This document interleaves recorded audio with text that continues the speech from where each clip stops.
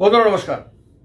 রাহুল গান্ধী বিরোধী দলনেতা এবং কংগ্রেস দলের অন্যতম শীর্ষ নেতা সম্প্রতি একটা বিরাট রাজনৈতিক বিতর্কের জন্ম দিয়েছেন। তিনি গুজরাট সফরে গেছিলেন দুদিনের জন্য।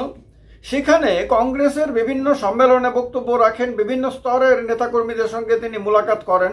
এর মধ্যে একটি অনুষ্ঠানে ভাষণ দিতে গিয়ে তিনি গুজরাট কংগ্রেসের কথা বলতে গিয়ে সেখানে কংগ্রেসের মধ্যে দুই ধরনের লোকের কথা বলেছিলেন। এক ধরনের লোক মনে প্রাণে কংগ্রেসের আদর্শে বিশ্বাস করে এবং কংগ্রেসের জন্য কাজ করে এবং মানুষের সঙ্গে যুক্ত থাকে। আর একটা অংশ তারা জনতার সঙ্গে তাদের কোনো কানেকশন নেই এবং এরা কংগ্রেসের থেকে বিজেপির জন্য কাজ করে। মানে পরিষ্কার ভাষাতে কংগ্রেসের মধ্যে বিজেপির দালাল, ছদ্মবেশী কংগ্রেসী, আদতে বিজেপির লোক। এই যে কথাটা রাহুল গান্ধী বললেন, বলার সঙ্গে সঙ্গে তিনি এটাও বলে দিলেন যে প্রয়োজনে ফিল্টারিং করতে হবে এবং কঠোর ব্যবস্থা নিতে হবে। যদি দরকার হয় কিছু লোককে বের করে দিতে হবে। রাহুল গান্ধী এই রকম কথা বলবেন এর আগে আমার মনে হয় না সারা দেশের কোনো রাজনৈতিক বিশেষজ্ঞ কখনো ধারণা করেছিলেন। দেশের রাজনীতিতে কখনো অন্য কোনো দলের কেউ ধারণা করেছিলেন, কোনো মিডিয়ার কোনো সাংবাদিক ধারণা করেছিলেন, আমি বিশ্বাস করি না। রাহুল গান্ধী এই সত্যটাকে এইভাবে অবলীলায় মেনে নেবেন, স্বীকার করবেন, তাও প্রকাশ্যে মিডিয়ার সামনে সারা দুনিয়ার মানুষ শুনতে পারবে, জানতে পারবে এইরকম ভাবে, এবং দলের কর্মী নেতাদের সামনে, এটা একটা অস্বাভাবিক ঘটনা। কিন্তু তিনি মেনে নিয়েছেন। এখন তিনি মেনে নেওয়ার পরে আমি দেখলাম সঞ্জয় রাউত মানে শিবসেনা ইউবিটির অন্যতম শীর্ষ নেতা, তিনি বলেছেন যে এই ধরনের লোক সব রাজনৈতিক দলেই আছে, শুধুমাত্র কংগ্রেসেই আছে তা না, কংগ্রেস ছাড়া অন্যান্য দলেও আছে। তিনি এই কথাটা বলার সঙ্গে সঙ্গে আমাদের সবার চোখের সামনে ভেসে ওঠে একনাথ শিন্দের নাম, শিন্দের চেহারাটা। কারণ শিবসেনা প্রথমে একটা দল ছিল, পরে এই দলটা ভেঙে টুকরো হয়েছে এই একনাথ শিন্দে এবং তার কয়েকজন সহযোগীর কারণে। এখনো পর্যন্ত শিবসেনা ইউবিটির নেতারা মানে উদ্ধব ঠাকরের অনুগামীরা এই একনাথ শিন্দেকে গাদ্দার, বিশ্বাসঘাতক, বেঈমান ইত্যাদি ইত্যাদি বিশেষণে ভূষিত করে। আমরা সবাই জানি যে বাংলাতে শুভেন্দু অধিকারীকে এখনো তৃণমূল কংগ্রেসের নেতারা গদ্দার বলে। কারণ শুভেন্দু অধিকারী তৃণমূল কংগ্রেসে ছিলেন, পশ্চিমবঙ্গের মন্ত্রী ছিলেন, সেই অবস্থা থেকে তিনি বিজেপিতে যোগদান করেছেন। বিজেপিতে যোগদান করার পরে তিনি কোনো একটা সময় কোনো একটা ভাষণে তিনি বলেওছিলেন, এরকম শোনা গেছে সোশ্যাল মিডিয়াতে, যে তিনি অনেক আগে থেকেই নাকি অমিত শাহর সঙ্গে যোগাযোগে ছিলেন। আবার দেখা গেছে হাইকোর্টের আপনার জাস্টিস ছিলেন অভিজিৎ গাঙ্গুলি, তিনি হাইকোর্টের জাস্টিস পদ থেকে মানে বিচারপতি পদ থেকে কলকাতা হাইকোর্টের পদত্যাগ করে তিনি বিজেপিতে যোগদান করেন। তিনি নিজে স্বীকার করেন তিনি বিচারপতি থাকাকালীন সময়েই তার এই সমস্ত কিছু ঠিকঠাক হয়ে যায়, মানে যোগাযোগ হয় বিজেপি নেতাদের সঙ্গে। তার মানে বোঝা যায় যে বিচারপতি থাকার সময় যখন তিনি কোনো রাজনৈতিক দলের প্রতি পক্ষপাতিত্ব করতে পারেন না, যখন তিনি সম্পূর্ণ নিরপেক্ষ থাকবেন বলেই প্রত্যাশিত সংবিধান অনুযায়ী, তখন তিনি কোনো একটি রাজনৈতিক দলে যোগদানের পরিকল্পনা করছিলেন, সেই দলের নেতাদের সঙ্গে যোগাযোগ রাখছিলেন। ফলে তিনি বিচারপতি হিসেবে যে সমস্ত রায় দিয়েছেন নিরপেক্ষ ব্যক্তি হিসেবে, সেই রায়গুলোকেও মানুষ সন্দেহের দৃষ্টিতে দেখতে শুরু করে। কংগ্রেস দলের নেতা ছিলেন, অন্যতম শীর্ষ নেতা ছিলেন এবং আসামে তরুণ গগৈ মন্ত্রিসভার মন্ত্রী ছিলেন হিমন্ত বিশ্ব শর্মা। তিনি আপনার কংগ্রেস থেকে পদত্যাগ করে তিনি বিজেপিতে যোগদান করেন। পরবর্তী সময়ে বিজেপিতে তিনি বিজেপি সরকারের গুরুত্বপূর্ণ মন্ত্রী হন, এরপরে মুখ্যমন্ত্রী হন। এখনো আসামের কংগ্রেস নেতাদের কাছে হিমন্ত বিশ্ব শর্মা একজন গাদ্দার, রাজনৈতিকভাবে আর কি, কংগ্রেসের জন্য তিনি কংগ্রেসের দৃষ্টিতে তিনি এখনো কংগ্রেসের সঙ্গে তিনি বিশ্বাসঘাতকতা করেছেন বলে তাদের দৃষ্টিতে এখনো পর্যন্ত তিনি ওই রকমই। এরকম বিভিন্ন রাজ্যে দেখা গেছে আম আদমি পার্টি ছেড়েও বিভিন্ন সময় কাউন্সিলরদের 1-2 জন বিধায়ককেও দেখা গেছে বিজেপিতে যোগদান করতে। আম আদমি পার্টির দৃষ্টিতে তারা গদ্দার। এরকম বিভিন্ন দলে, আবার পশ্চিমবঙ্গের মধ্যে দেখা গেছে মুকুল রায় তিনি তৃণমূল কংগ্রেস ছেড়ে বিজেপিতে গেছেন, বিজেপি ছেড়ে আবার তৃণমূল কংগ্রেসে এসেছেন। আবার অর্জুন সিংকে দেখা গেছে তৃণমূল কংগ্রেস ছেড়ে বিজেপিতে যেতে, বিজেপি ছেড়ে আবার তৃণমূল কংগ্রেসে আসার পরে আবার বিজেপিতে ফিরে যেতে। রাজীব বন্দ্যোপাধ্যায়কেও দেখা গেছে তৃণমূল থেকে বিজেপিতে যেতে, বিজেপি থেকে আবার তৃণমূলে ফিরে আসতে। আবার গতকালকে দেখলাম যে বিজেপির একজন এমএলএ তাপসী মণ্ডল তিনি এমএলএ পদ থেকে পদত্যাগ না করেও তিনি তৃণমূলে যোগদান করেছেন, তিনি বিজেপির এমএলএ ছিলেন। আবার শুভেন্দু অধিকারীর বাবা এবং ভাইকে দেখা গেছে যে তিনি তৃণমূলের হয়ে নির্বাচিত হওয়ার পরে তারা বিজেপির প্রতি তাদের মানে দুর্বলতা দেখিয়েছে এবং না বলে দলত্যাগ না করে দীর্ঘদিন ধরে তারা তৃণমূলের বিরুদ্ধে কাজ করেছে এবং আপনার বিজেপির হয়ে কাজ করেছে। ওইখানে পার্লামেন্টে তাদের পদটা তারা পদত্যাগ করে সেটাকে সারেন্ডার করেননি। এরকম বিভিন্ন সময় এছাড়াও ভারতবর্ষে অসংখ্যবার দলত্যাগ হয়েছে। দলত্যাগ সবচেয়ে বেশি আমার মনে হয় হয়েছে রাজীব গান্ধী যখন প্রধানমন্ত্রী ছিলেন। আমি তখন স্কুলের ছাত্র ছিলাম, আমার এখনো পরিষ্কার মনে আছে আমরা তখন রেডিও শুনতাম, রেডিওতে 3 বেলাই সংবাদ শুনতাম এবং সংবাদগুলোকে গোগ গ্রাসে গিলতাম। 3 বেলা না, 4 বেলা 5 বেলা পর্যন্ত সংবাদ শুনতাম। সংবাদে প্রায় নিয়মিতভাবেই কোনো না কোনো মন্ত্রীর, কোনো না কোনো কংগ্রেসের শীর্ষ নেতাকে রাজীব গান্ধীর ওপর অসন্তুষ্ট হয়ে দলত্যাগ করতে আমরা মানে শুনতাম আর কি। তো এইগুলো তখন এত বেশি ব্যাপক হয়ে গেছিল যে কংগ্রেস দলটার অস্তিত্ব নিয়ে তখন একটা প্রশ্ন দেখা দিয়েছিল। সেই সময়ে রাজীব গান্ধী প্রধানমন্ত্রী থাকাকালীন সময়ে 1985 সালে ভারতবর্ষে দলত্যাগ বিরোধী আইন রূপায়িত হয় আর আইন প্রণীত হয় এবং পরে রূপায়িত হয়। 52তম সংবিধান সংশোধন করতে হয় তার জন্য। এই আইনটা কাদের ক্ষেত্রে প্রযোজ্য? এই আইনটা কংগ্রেসের প্রেসিডেন্টের জন্য প্রযোজ্য না, কংগ্রেসের কোনো কর্মী কোনো স্তরের নেতার জন্য প্রযোজ্য না, যদি তিনি বিধায়ক বা সাংসদ না হন। বিধায়ক এবং সাংসদদের দলত্যাগ আটকানোর জন্য, এটাকে নিয়ন্ত্রিত করার জন্য মূলত এই দলত্যাগ বিরোধী আইনটা প্রণীত হয়।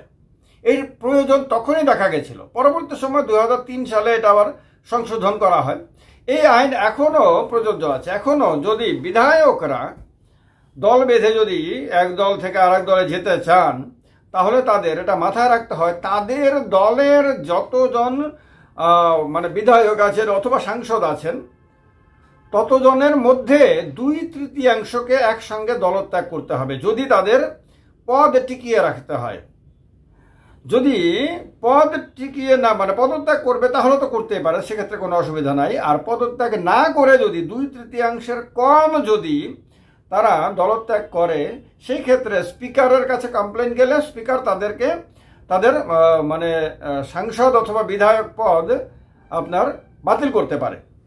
কিন্তু এই ক্ষেত্রেও মানে সমস্ত বলে না আইন যেমন আছে আবার আইনের ফাঁকও আছে, ঠিক তেমনি এই ক্ষেত্রে স্পিকারকে কোনো নির্দিষ্ট সময় বেঁধে দেওয়া হয়নি, যার ফলে দেখবেন যদি বিরোধী দল থেকে কেউ দলত্যাগ করে কোনো বিধায়ক বা সাংসদ শাসক দলে যোগদান করে তাহলে তার বিধায়ক বা সাংসদ পদ সাধারণত খারিজ করা হয় না। কেন খারিজ করা হয় না?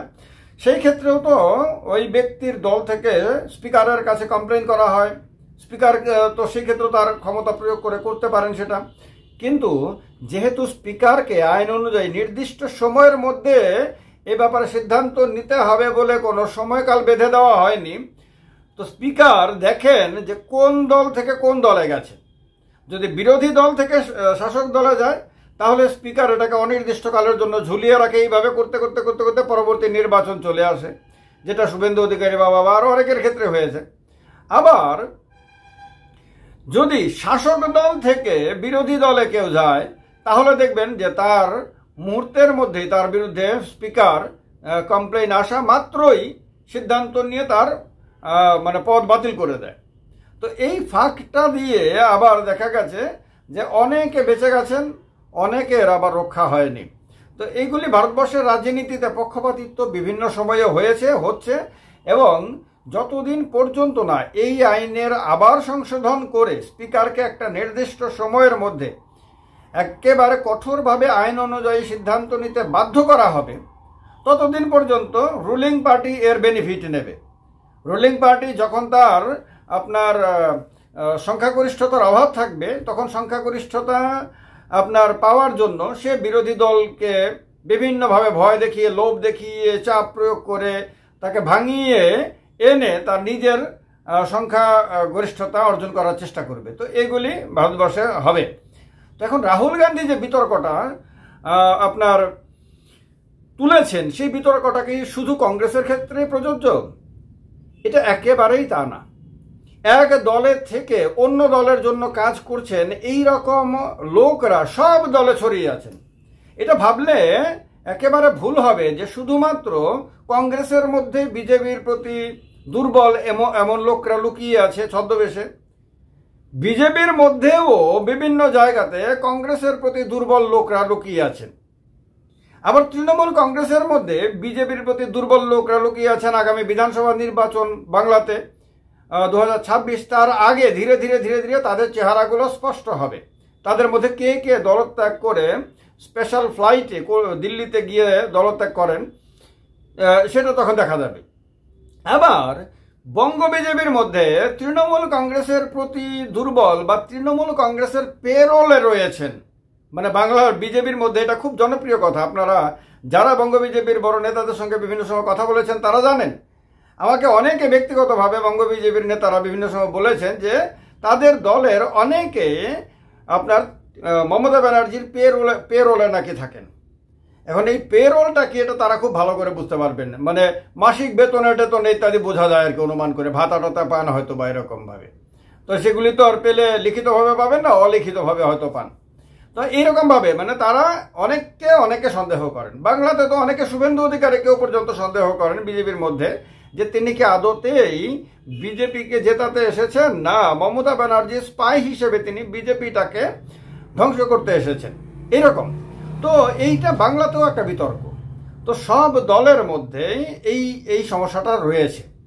আপনার সমাজবাদী পার্টি, আরজেডি, এইরকম কিছু দল, এই দলগুলিতে এই বক্তব্যটা খুব বেশি শোনা যায় না, এই অভিযোগটা খুব বেশি শোনা যায় না।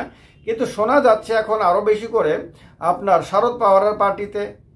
তারপর যেটা একবার ভেঙেছে, কিন্তু ভাঙার পরে যে অংশটা রয়েছে সেই অংশটার মধ্যেও নাকি বিজেপির প্রতি দুর্বল লোক রয়েছে। আবার শিবসেনা ইউবিটি ভেঙে চুরে যে অংশটা রয়েছে সেটার মধ্যেও নাকি বিজেপির প্রতি দুর্বল লোক রয়েছে। কংগ্রেসের মধ্যে তো রাজ্যেই রয়েছে, যেখানেই কংগ্রেস বিরোধী দল সেখানেই কংগ্রেসের মধ্যে রয়েছে। তো এরকম বিভিন্ন রাজ্যে বিভিন্ন জায়গাতে এই অভিযোগগুলো উঠেছে। এখন এটা এদেরকে যদি দালাল বলে, কংগ্রেস যদি দালাল বলে, তাহলে সমস্ত পার্টিতে এরকম দালালরা রয়েছেন। আবার এইটাকে যদি কেউ বলে গণতান্ত্রিক অধিকার, তাহলে এরকম অধিকার প্রয়োগ করার লোক বা অধিকার ভোগ করার লোক সব দলের মধ্যে রয়েছেন। এদের সম্বন্ধে সাধারণ মানুষ কি বলে? সাধারণ মানুষ কি এদেরকে খুব ভালো চোখে দেখেন? যে এক দলের টিকিটে বিধানসভাতে বা লোকসভাতে নির্বাচিত হওয়ার পরে যখন ব্যক্তিগত সুযোগ সুবিধা পাওয়ার জন্য, ব্যক্তিগত এবং পারিবারিক সুযোগ সুবিধা পাওয়ার জন্য কেউ অন্য দলে চলে যান, তিনি কি সাধারণ ভোটারদের সঙ্গে বেইমানি করছেন না? তার দলের সঙ্গে সেটা সেকেন্ডারি, দল তো একটা জনতার একটা অংশ মাত্র হলো দল। কিন্তু তিনি কি জেনারেলি সাধারণত তিনি কি তার ভোটারদের সঙ্গে বেইমানি করছেন না, বিশ্বাসঘাতকতা করছেন না? এই প্রশ্নগুলো নতুন করে আবার মানুষের মনে উঠতে শুরু করেছে এবং এর জন্য কৃতিত্ব অবশ্যই রাহুল গান্ধী খুব গুরুত্বপূর্ণ বিষয়টা তুলে ধরেছেন। এটা তুলে ধরার কারণে হয়তো কংগ্রেসের মধ্যেও যে সমস্ত ব্যক্তিরা বিজেপির প্রতি দুর্বল হয়ে তাদের জন্য কাজ করছেন, স্পাইং করছেন, গোপন তথ্য কংগ্রেসের মিটিংয়ের গোপন তথ্য বিজেপির লোকদের কাছে আপনার পাচার করছেন, মানে এক ধরনের রাজনৈতিক পাচার বাণিজ্য যারা করছেন আর কি, বিনিময়ে কিছু না কিছু সুযোগ সুবিধা ভোগ করছেন, তারা বিভিন্ন জায়গাতে বিভিন্ন রাজ্যে যারা আছেন তারা কিন্তু একটা ধাক্কা খাবেন।